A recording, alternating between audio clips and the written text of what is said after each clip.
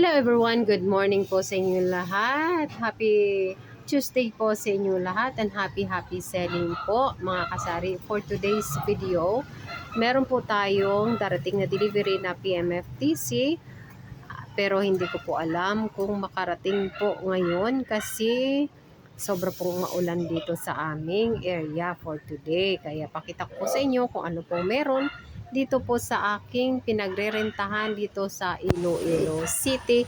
Dito lang po ito mga kasari sa aking tindahan. So dito mga kasari, ito yung ating stocks for today. Ayan o. Ayan. Meron pa pala akong dito na ayos.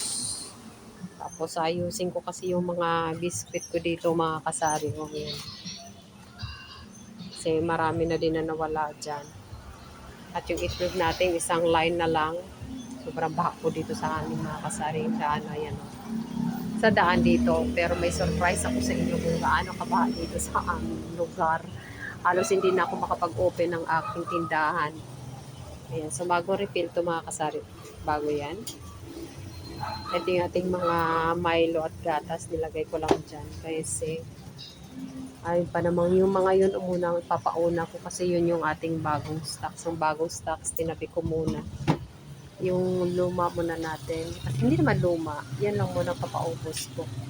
Hindi ko muna hinaluan ng mga bagong delivery kahapon.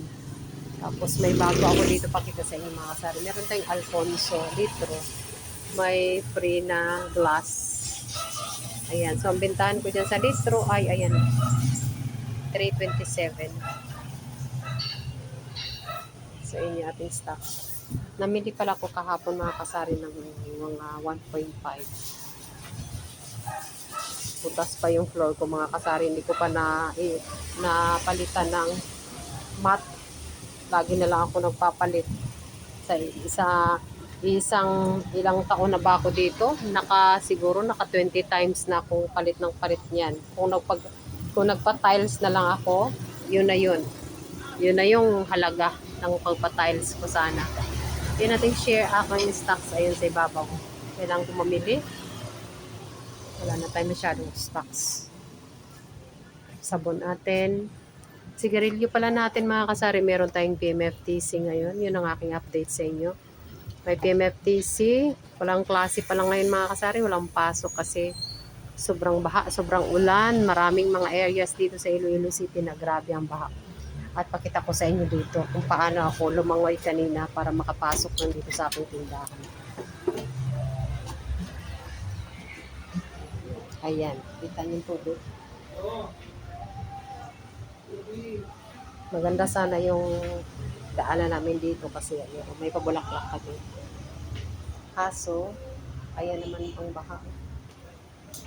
Baha yan, mga kasama. Baha. Ayan, kaya kain kami dito. Baha. Baha kami as in. Tapos dito kagabi, ang level ng floor namin yan, hanggang dito na daw, hanggang dito na. Hanggang dito na. Tapos ako, inisip ko, baka abutan ng aking bigas. Kasi ganyan na lang daw, isang dangkal na lang. Kung papasok na dito, mababasa na yung aking rice. Malayo pa naman yung tindahan ko sa aming bahay. Kaya iniisip ko nung kagabi, parang hindi ako nakatulog dahil baka mabahaan yung aking bigas. Malulugi ako kahit na although ilang ano lang po. So sobrang malaking puhunan din yan kasi ang mahal ng bigas ngayon. Grabe naman talaga ang ulan. Hindi humihinto. Sa may daanan namin dito mga kasari, hindi ka kaagad-agad makapunta rito. Umikot pa talaga kami. Kaya ang laki ng ginastos ko na sa pamasahe ko. 100 kagabi, 75 ngayong umaga, 175 na.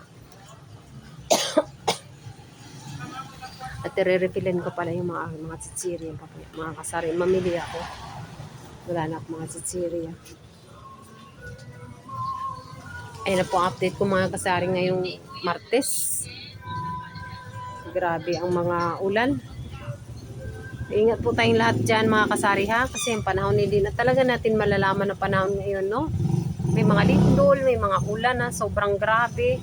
Na parang walang tigil. Akala mo naman Talaga malulusaw na kami dito sa sa baha.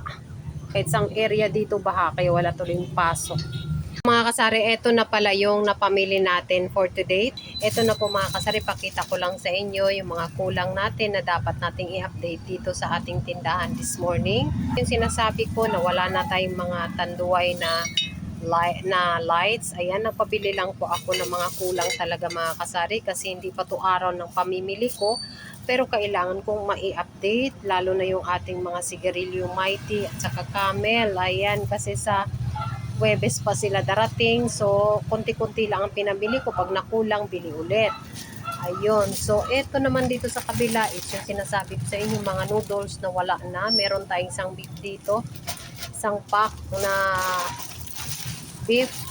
Eto naman ay pinahabol ko na rin yung chicken natin.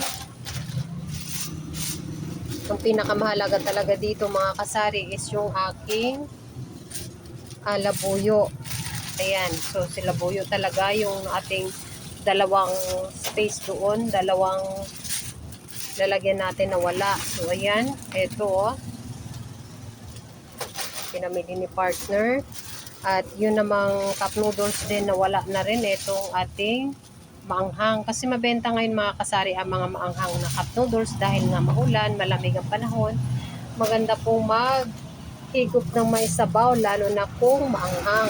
So, ito yung mga pinamili niya.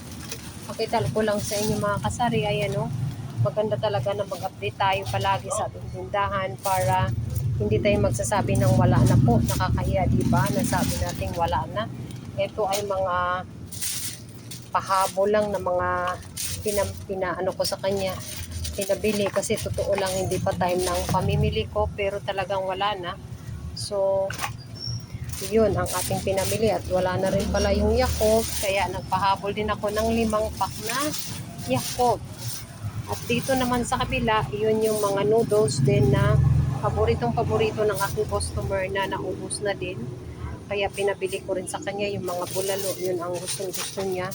At syempre si Skyflex, napaka fast moving na biscuit, ayan po ay pinabili din natin kasi wala na kasi sa ating stante, lalo na yung sinasabi ko sa inyo kanina mga kasari, yung ating max na red at yellow.